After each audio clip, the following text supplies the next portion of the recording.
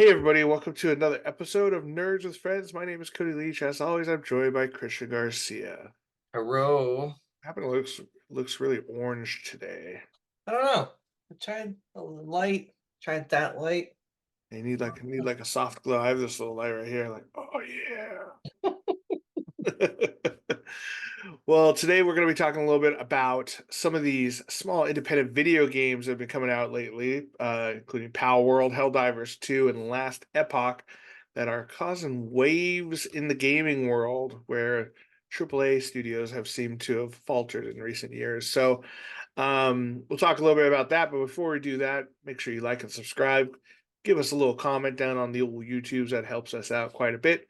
And let's start the show off like we always do with some nerdy confessions where we confess the things that make us nerds. Christian, what's your nerdy confession? So my nerdy confession is I promised this on Twitter that I would review Madam Web, and we're not gonna spend the whole episode on it because Cody hasn't I seen it. haven't I haven't seen it yet, and I don't really want to give I don't want to give Sony my money, but No, I also kind of want to watch it. no, I mean that's honestly the smart move. So a lot of people have had their feelings on it, and I will say this: it's not as bad as people are claiming that it is. And I'm not defending the movie in any way. It's not a good movie. But obviously, like I went in expecting like An complete, absolute garbage fire. yeah, like just straight dumpster fire. And as Cody likes pointing out, I enjoy bad movies, but I enjoy bad movies for what they are. Like movies that some of them know what they're getting into. Like, hey, we're gonna make a bad movie, and this is what it is. Kind of like Trauma. Trauma. I don't think Trauma's trying to trick anyone. Trauma Right. knows what Trauma does. Yeah, if you go in for one of those movies, you know what you're getting. Yeah, it definitely wasn't that. But that being said, like it started off not bad. It takes place like early 2000s, and it definitely had that feel in terms of like looks, style, even the way it was shot. But then it just like starts going really bad. And so I'd mentioned like normally when me and Cody watch a movie together, we throw ideas on how to fix it. Um, and what they could have done is they could have just made her into a mutant like she is in the comics. They could have started slightly introducing her powers and her abilities because they didn't do at all, and not even close, a good job of explaining it whatsoever. She gets bit by a spider, but for whatever reason, she gets none of Spider-Man's powers, but yet we're supposed to believe that she's one of the strongest. Um, like they don't explain her astro projection. Well, let's be honest, Christian. Sony doesn't know anything about Madam Web. Yeah, I If guess they, so, if they man. did, it would have made a great Madam Web movie. I, Yeah, like I think the like big part of it is like, they have no interest in making a comic or character accurate movie. They just want to make, like I don't know if it's going to lose money or make money, but it's like they just want to keep putting these things out on the chance of like, oh, they'll scrape up a couple $1 million because people are like, oh, that's kind of Spider-Man-y. yeah, and But the whole point is just so they can keep the rights of Spider-Man, so they don't have to fully give it back to Disney. And I mean, I guess on some level I get that, but for me, it's just like do what works. Do the Spider-Verse cartoons, like do that. Just crank them out. Just or do little minis. Do like mini episodes, something that whatever is going to keep you to hold on to the license, as opposed to taking these great villains and storylines and trying to make them into full feature films without Spider-Man in them. It just doesn't make much sense. But right, I even seen this wasn't even my idea, but like this was like, why didn't they do that? Apparently, there was talks of they were going to have Peter Parker's mom be pregnant, having to get away from Ezekiel, who they made the villain, and she is trying to keep her alive, kind of like Terminator via, Sarah Connor. sure, I was like, right, even there, so much fucking better, like yeah. so much better than what they were trying to do. just go with that. You don't have to do something fucking like so different to it doesn't make any sense. Right. But I like for me it's like that she could have just been going like astral projecting into different universes where all these other villains that they've already have, she slightly crosses paths with them and trying to save the spider totems that are there. But they didn't do anything like that, like at all. And it was just the last third of it is just like it just went so off the rails and like they introduced like a tribe from Peru who had like these Spider-Man powers, didn't explain how these regular spiders were giving people these powers. Why were yeah. these people in Peru? Why did Peru need these like Spider-Man like superheroes that you never see do anything at all whatsoever? They didn't go into the city to do something. I don't know, it was just so even fucking just thought of it right now. Have them be the ones who are protecting Craven like hunters from like killing all these animals in the Yeah. jungle. Even introduce Craven into it. Like just something, but it's just it felt like there was too many writers in one room all trying to fight to get their idea through You think to there be were like, writers? yeah, I don't know, man. Like it just seems like everyone's like, this is the idea I have. This is the idea I have. I don't want to hurt anyone's feelings. Let's just take everyone's little bit of idea and try to put it together on the screen. It's just none of it made much sense. Yeah.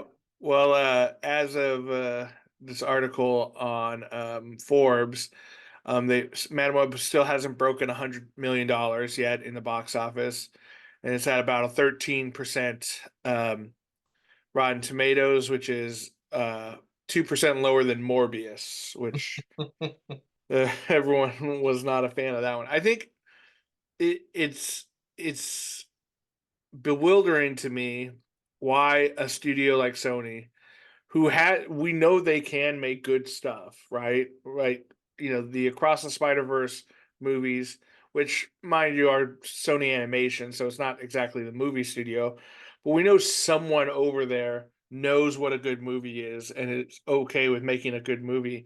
It's strange to me that they're going down this route that has been as of yet unsuccessful. And I don't think Craven's going to be the one to turn it all around for them. They did Venom, the first two Venom movies were fine on their own. And I think that's because people have a strong attachment to the Venom character. And Tom Hardy, put on a fun version of that. But like to have Madam Web as her own character when legit like her entire reason for being a character is to be like this guiding force for Spider-Man. It just doesn't. I don't know. It, No, like not at all. And they could have even just started hinting at mutants, like no, they hinting can't because it's Sony doesn't have the rights to mutants. Marvel Studios has that. So yeah, they just I don't know. They're taking a weird tactic around this. So I don't know. I mean, hopefully if enough movies lose money, maybe they'll stop doing it. Like, I mean, they should just sell the rights of Spider-Man back to Marvel Studios for, something crazy like $1 billion. You know what I Yeah, mean? fucking Disney's got money. Yeah, Like, they'll they'll do buy it. it, and then I think the fans of Spider-Man will finally get what they want, where they can actually have well thought out Spider-Man movies again with all the Spider-Man villains and whatnot. So Yeah, like I have a feeling like the next Spider-Man film or whatever crossover, they're probably going to use Madam Web in some way. So it's just like just give it up already. I don't know. I mean, I feel like it's just so easy. There's so many things that are going on in the multiverse where like Marvel slash Disney has a good way of adapting the previous films into their films, like No Way Home, but they mhm. can't like it does for whatever reason the other way around. It's just not working out. Right, right. Well, I hope it gets better. I will see that movie eventually. I just don't want to contribute to the Sony garbage machine that is.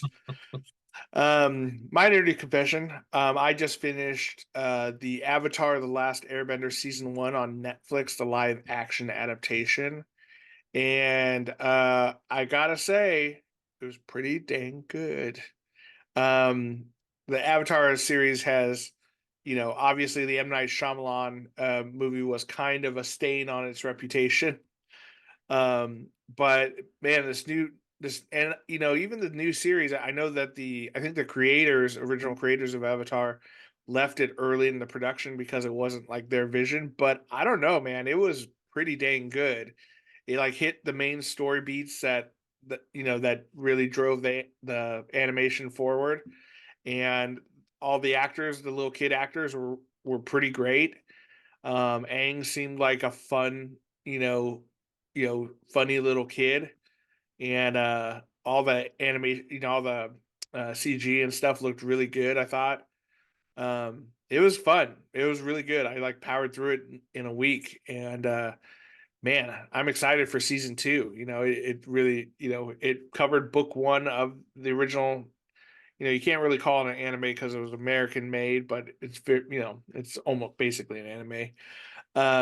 But yeah, it was great. I definitely recommend everyone go out and, well, you don't have to go out, I guess. Stay home and stream it, because if the animation was what kind of held you back, because I know not everyone's down to watch cartoons, but if that's what kind of held you back from watching the original, this one does a faithful retelling of that original story so far. So You pretty know, good. my first experience of Avatar was the actual live action movie. Oh, oh, And then, years later, I started watching, the cartoon. I was like, "Oh, the cartoon was very goofy, kids, silly, like, yeah. and, like, this is nothing like it at all." So but the show does bring that feel back. It does for sure. It like, obviously there's some serious parts, like serious stuff happens in the cartoon show even. Like people die, and like there's a genocide, and to the Airbender tribe and stuff. But you know part of the charm of the original show was that Aang and Sokka and Katara are like little kids, and they're having fun together while having to deal with some serious shit. And so I don't have the name of the actor, but um the actor who plays Aang does this really good job of kind of flirting the line between serious and goofy. Like he has those like fun little goofy moments, but then when things get serious, he can turn that on too. So it's great. It's a great version of the show. And man, it was fun to kind of go back and see these characters in a fresh new light, because it was pretty fun. So Gordon Cormier is Aang, and Katara's name is Kiowentio. She only has one name, so that's pretty cool. And then Ian Osley as Sokka was great too. And then the guy that got to play Prince Zuko, Dallas Liu, is he's a great Zuko. And then Daniel Day Kim is the Fire Lord. Daniel Day Kim's like, he's really popular in like this, not CSI, but like Law and Order shows and stuff like that. And man, he's a pretty menacing guy in this thing. So I'm pretty. I think I know which actor you're talking about, and I had read something where he said he didn't know that Avatar was a cartoon. So That's funny. I think he thought he was going for, like, the fucking blue alien, Oh Avatar. yeah, he's like, man, when am I going to meet James Cameron? Yeah. He's taking this in a really different direction. No, he's I think great. in He was also in Lost. He was great as that character. I think I It was, remember him Rush Hour 2. I think he was the main villain in Rush Hour, oh, he might have been. He could have been. And then Paul or maybe Sun the Hyung first Rush Lee Hour. was also in it, and he is great. He's people probably know him from the Mandalorian. He's the X-wing pilot who always like Oh, shows yeah, up yeah. and like knows what's up. He plays Uncle Iroh, and he is perfect.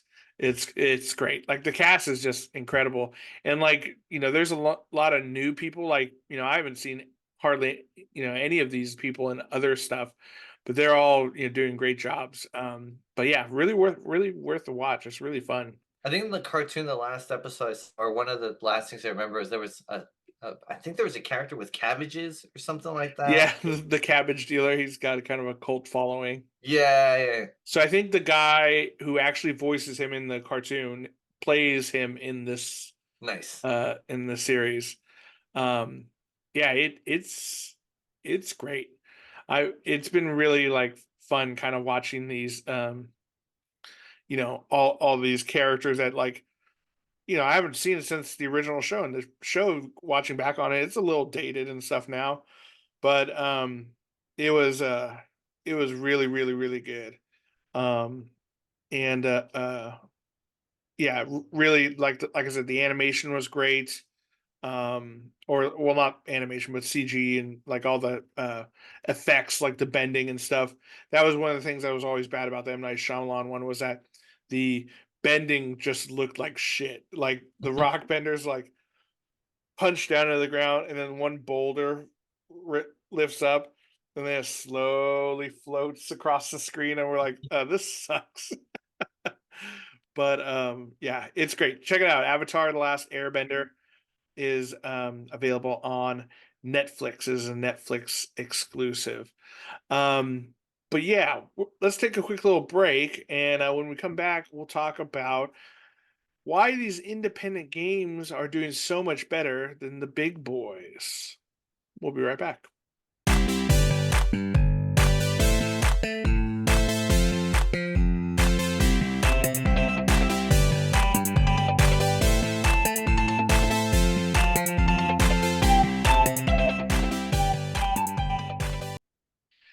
And we're back.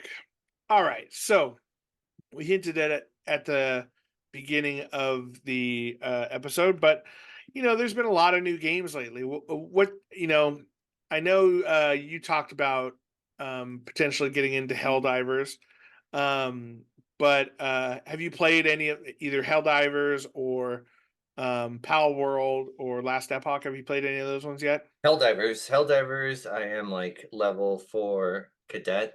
I will say the opening sequence, the commercial of the Starship Troopers is So good. like, but even for the graphics in itself for that commercial part in the beginning, I was Yeah. like, "Oh, is that a real guy or is that animated or is that CG?" I was like, "Oh shit, that's CG. That's really good." Like that's in fact, when you said it was an independent game, I was like, "For real?" I was like, "Shit." Yeah, Uh, so Helldivers, it's developed by Arrowhead Game Studios, but it's published by Sony Interactive, which is why it's not on Xbox yet. But it's a Arrowhead Game Studios is kind of um, kind of a smaller studio. They have, the first Helldivers game, in fact, was, and I didn't know this getting into it, but the first Helldivers game was like a top down shooter where, you're kind of like, looking above the characters and you're spinning around and yeah. shooting bugs and stuff. And then this one, man, they just kind of came out of nowhere with it. And it's taken the world by storm. And then so currently, as of the day of recording this, 4 million copies of Helldivers 2 have been sold. The servers basically melted down on the first day or so of week or so of having it, so it was hard to get on. If you've tried to get on during that time, you all kind of know. um and then the other big one, which you have not played but I've played, is Palworld, which has currently sold 19 million copies, which is, I mean, it's a little ridiculous. um and Pal World is, we talked to, I think we might have talked a little bit about it when the trailer first came out, but it's basically like, it's marketed, well, not even marketed. People like when they're telling their friends about it, Pokemon or with guns is what you Pokemon said. with guns. Yeah, Yeah. exactly. Um, and it basically it is a little bit more than that. Um, Kind of the way Power World works is it's a kind of a survival game where survival games have have like a fort building and resource management thing built into them, and that's very much what Palworld is. You're out there catching these little pals with pal spheres instead of Pokeballs, but the goal is to use them at your base to help build your base and plant and farm food for you and help you build new tools and weapons and things like that. It's not like all those mobile games that they sell you that it's amazing, and then you play it, and it's like, oh, it's nothing like what the little mini commercial of that mobile game was. But it sounds like this game is that in its Yeah, yeah, it's it's a fun thing to just like, it's very like chill most of the time. You're just kind of like going around, but you're like, ooh, I want to, I found this blueprint recipe or whatever for like a new bow and arrow. Oh, but to get bow and arrow, I need wood and I need fibers. And it's like, okay, well, let me go chop down some trees and then weave some of these fibers, and then now I can build this gun or this bow and arrow or whatever. And then you're like, oh, now oh, my pal team is getting hungry, so now I need to farm more food, and this and that, and it just goes on from there. So, um, and that game, like I said, 19 million copies has sold of that game, and that's not including, I don't think, the Xbox Game Pass versions because it is free on Game Pass. And to put that in a little bit of perspective, I think Diablo 4, which, huge AAA game, sold 10 million copies. Um, and it's and that's a huge franchise that, you know, Blizzard has, and Blizzard is a huge developer. And this little game that was Power World was created by a team of 40 people. It's incredible. Um, and it's, I think, Skull and Bones is the other big one that's come out that Ubisoft released, and it was this game that was in development for like 10 plus years or something, which is like a pirate warfare game. And I think Ubisoft said that there was going to be their first quadruple A game, which is like a category that doesn't exist, and not even 1 million players have played that game. So what I wanted to talk about today is, why are these little independent studios beating some of these big, gigantic developers and studios? What do you think's causing this? well, I mean, to me, like the easy answer would be like a lot of these guys making the games are passionate gamers. Like Yeah, they're like if you work for a big company, like I think we've talked about this a bunch of times in previous episodes. It's like when movies are being made, I feel like a lot of the business guys, the money makers, the profit makers, which have a role. You can't continuously make right. movies if they're not there trying to make money. But a lot of the time, I think they get in the way of the creative process, the fun part. Like versus if it's a small independent game or a company, it's like, hey, this is what I want to see. This is what I want to do. They don't have like this benchmark that they have to hit for profit. Like, hey, we have to Right. hit this goal. We have to do that. I think they're just kind of not in the way of it, and so you can just let the creatives create. Yeah. That And I would be think, my guess. I think, bringing it back to kind of like a Madam Web conversation. I think that, you know, studio heads in movies have often fallen along the same sort of trap where they've they think they've discovered some formula, right? Formula is like, we've got a character that people care about, let's just make anything with that in it and people will give us money, right? And I think that, you know and like, don't get me wrong, like I know I brought up Diablo 4, and Diablo 4 has been having some, you know less than savory reviews online lately. Like, people aren't super happy with it. I love that game, I have a great time with it.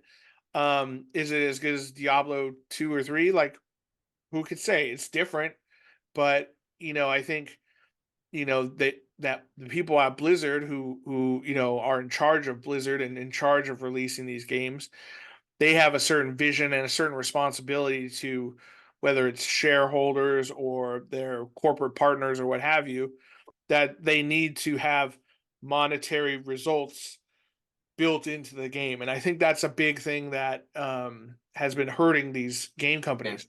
Another one that we didn't really bring up was Suicide Squad killed the Justice League. Oh man, I was actually really excited about that game, right? And Yeah, I slept on the release date. I was actually looking a lot of forward to people it did. for a while, Yeah, and then I started reading the reviews, and I was like, yeah, "Oh, this is not doing well at all." yeah. And I haven't spent my money. In fact, didn't they pull it? They just pulled it really fast, right? Um, well, what happened was they did one of those things where you could spend, $100 or whatever and play it 4 days earlier or whatever.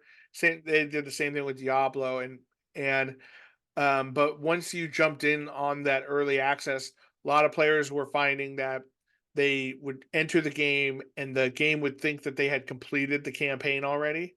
So they would jump in and would be like, "Oh, congratulations on beating the campaign," and then they wouldn't be able to access like the initial start of the game, and then the servers like weren't working. You couldn't really play online and whatnot, which is a big part of that game. And so they refunded, well, they didn't refund anybody. They gave them $20 or something of in-game credit towards like cosmetics and stuff as like a I'm sorry that it didn't work. And that's by Rocksteady, who famously did the Arkham Asylum, Arkham Knight type games, which were hugely successful. Yeah, But I think they fell into the same pitfall where they these games as a service, which is the new hot term in gaming, right? um that model where you can sell someone a game one time but then continuously like sell them season after season after season, for the same game. That's it's enticing, you know like, oh, I can sell them a game one time for $60, or I can sell them the game for $60, and then 3 months later I sell them a season for $30, and then another season for $30, and then another forever. yeah. That's what Destiny has been doing. And I think Bungie is finally getting to the point where they're realizing maybe that's not the best model. It worked for a while for sure. Like Destiny is a hugely successful games as a service game, but there are limits to it as well. The player base won't stick around if what you're selling them over and over again isn't of value. You know what I mean? Yeah, I So think thinking about it now, I think what they got to do and what's worked for Helldivers 2 and the PAL game, Power World, yeah, Palworld, just take an idea that people already love. right, Don't use that property because you have to pay for the licenses to borrow it. Just do something that's really close to it and just steal it. Enough will remind man. you of it. Like Helldivers 2 is essentially Starship Starship Troopers, Troopers, which people fucking love. I fucking love that movie. yeah, Like, I fucking love that movie. And like beginning part, the commercial just completely feels like the game. In fact, Sabrina, when I loaded the game and I was playing it, and it wasn't until a couple days later I was telling my brother-in-law about it. I was like, "Hey, have you played Helldivers 2?" And he's like, "Oh, what game is that?" And I was like, "I think so." I was like, "Oh, that's the one that looks like Starship Troopers." He was like, "Oh, that's not Starship Troopers." I was like, "No, man, it's not. It's just yeah. stole that idea." Well, like to that end, do you think fucking Nintendo is kicking themselves over Power World? Yeah, Like that's like, don't get me wrong, you can completely make Power World without guns and stuff in it. Like a few little tweaks could instantly turn that game into just an open world Pokemon game. yeah, And that's all that Pokemon fans have been asking for, like for the past 15 years. You know what I mean? yeah. Japan's like, I had no idea Americans love guns. Who would have fucking thought? Yeah. But I think, honestly, it's yes, the novelty of, Pokemon with guns is might get some people to jump in and play it. But really what makes that game fun is that you have this huge open world map that you can explore in any direction you want. And sure, certain areas are a little bit higher level than you are and whatnot. But as you're exploring this map, you're just seeing the little pals running around on their own. And you're like, you see something off in the distance, you're like, ooh, what's that thing? And you can go and explore it. It's what makes games like Breath of the Wild or even Elden Ring, like so fun is that you see something in the distance, you're like, that looks kind of cool. Let me go over there and see it. And then you have a team of pals that you can use to fight other ones. And then you train them and give them new moves and stuff. And like Pal World has a lot of small independent game jank to it. Like, there's the uh move set development, and like how in Pokemon, there's all these different types and like hidden little stats for every Pokemon. There's not as much of that in Power World.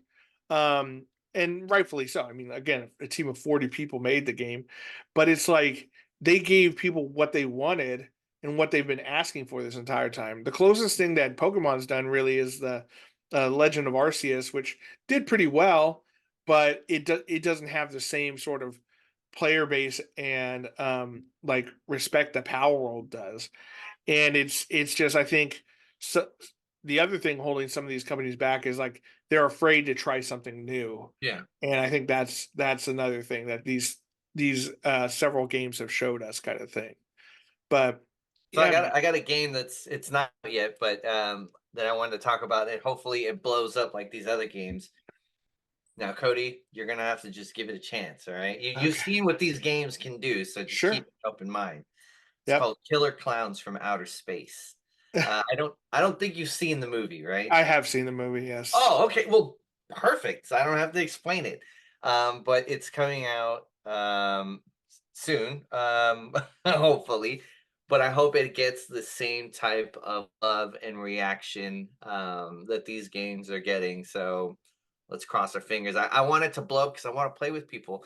I want to play with a bunch of people. Not only that, I hope it also gets people to like check out the movie and maybe Yeah. hopefully we'll get a new one because it's definitely horror fans know it, and I haven't met one horror fan that didn't like it, but I've definitely met a lot of people where I mentioned the movie and they're like, "What the fuck are you talking about?" And then Yeah. you try to explain it, and you and like yourself sound like an idiot or like you Yeah. didn't. 100%. Now, before we end the episode, let's what would be like one game that, like Power World or Helldivers, that would maybe be like something you'd want to see aside from the Killer Clowns one, because that's someone's already making that. Yeah, yeah. But like what would be something that would hasn't been done before?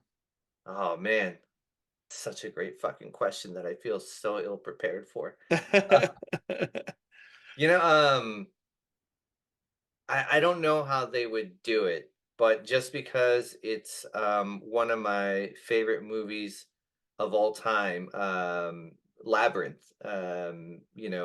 Jim Henson and Brian Froud is one of my favorite illustrators. With fucking the amazing David Bowie, may he rest in peace. Yeah. Something like that, but, like, I'd have to think about what type of game I would want it to be like for it to work, that would be one just off the top of my head that I would Yeah. love to fucking to see on the big screen. I Oh, think actually, no, I'm so sorry, I just thought about it because this was an idea I had a long ass time ago. From Dusk Till Dawn.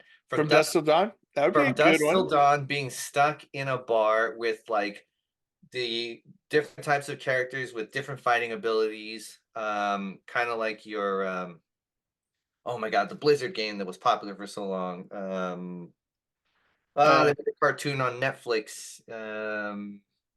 Oh, no, I'm confusing the different but anyway, so, like, you're just stuck in a bar, you're trying to survive, and just different hordes of vampires coming at you and seeing how long you survive. I remember when I saw that movie as a kid, I'd be like, "Oh my god," and even back then knowing, like, we don't have the technology to make this amazing game that it would be, yeah. but that would be one that I would love to fucking see. Get even Robert Rodriguez to fucking be some part of it, but that would be one that I would love to fucking see. That would be great. Yeah, and I think there's been quite a few of those like four-man Left for Dead style Yeah. brawler kind of games that could easily be done for sure. And like, yeah, you could definitely do it stuck in a bar, but you could also have it, have like a little like a town in Mexico, a little pueblo or something that's overtaken by vampires, and have a little bit of exploration and stuff too. Totally doable. I think, one that I would love, and I mean, honestly, to make it happen, you might need some AAA money, but maybe not. Who knows? I don't know anything about game design, but I think a Mistborn game is 100% doable and lends itself to a video game thing, right? Like, you have different powers which just lend themselves into skill trees, like no problem. Yeah. Different kind of allomancy and whatnot, and like have it, you're out there, going amongst the rooftops and stuff, so you don't have to have interiors of every building. But like, how fun would that be to just go and explore around, the world of Luthadel or whatever, and then built right into it. You got all the lore done by Brandon Sanderson. Brandon Sanderson is a huge gamer, so I'm sure he would lend a hand to it and like help you like come up with cool ideas for it. And then you've already got built-in sequels with the different eras of Mistborn out there. It's like, let's just print some money while we're at it. When you said it, what came to mind would be like, was it is it Insomniac, the ones that did Spider-Man? Yeah. Like that kind of open world, and those, like, to me that game has done an amazing job of the physics and making it feel real. Like that would be awesome. Mhm. But then I was thinking about like the hard magic part of like, because in the game you don't run out of web, but Yeah. in like if you're looking at Mistborn, it's like, oh, I am out of metal. Like I am Yeah. completely useless at this point. Like, I but think also that would be part of the fun too of going trying to survive. Okay, I need to hide right now. I do right. not have what I need Yeah, to. and you could easily put it like, like you smash some boxes and you find some vials or whatever of metal. And then I think also like as like an RPG element, you put it so that um as you level up, you become more efficient at burning metals. Yeah, So yeah, yeah. by the end, you don't have to find them as much. You can burn for longer and whatnot and use the powers for longer. But then you could totally have like little lines of the different metals by your health bar, Yeah. and you can see, oh, I'm almost out of steel. I better start using some pewter or whatever. And then you have to kind of keep those at the right levels and stuff, and use a variety of powers. I don't remember what the metal was that lets you basically slightly see into the future, but it's like Oh, once you get that, ATM. yeah, once you get that, like that's it. Like Yeah, everyone's running away from you, like no one's gonna come near you. yeah, exactly. Well, that's what it's like in the story. They're very cool. Well, I hope we see, I hope some of these larger studios start taking notice, and I'm sure they will. Like like I said, Palworld selling 19 million copies, and I think that game was $30. Yeah. So imagine if they were selling it for Oh no, 60. Helldivers. Sorry, Helldivers was $30. I remember. Yeah, Helldivers also is $30 too. These games are selling for half, if not less than the price of some of these full games, and selling a shit ton of copies. So hopefully the large studios will start to take notice, because it's hard to ignore. It's like, you know, they should be able to see the value in trying something new and releasing something that people are asking for. Like the just a fun shooter that you can just jump on with your friends and do a mission, and then jump out if you want. Like, that's the perfect casual game to put out there. And then the Pokemon open world game that everyone's been asking for forever. It seems like a no brainer, and it's surprising that it took something like this to really produce that game. So hopefully, big studios will start taking notice, and we'll get more like high level, awesome stuff in the future. But let us know down in the comments what you think. Have you played Helldivers or Palworld? And what kind of games would you want to see in the future if the AAA rules don't apply? You can make whatever game you want. Let us know down in the comments. We'd love to hear from that kind of stuff. And while you're down there, make sure you hit the little like button on the way down as well. But yeah, I can't. All I want to do now is, go spread democracy to Fuck any yeah. bug out there in the galaxy. You know, Leisure Suit Larry, another Leisure Suit Larry game. I don't know if Leisure you Suit played Larry, that would be great too.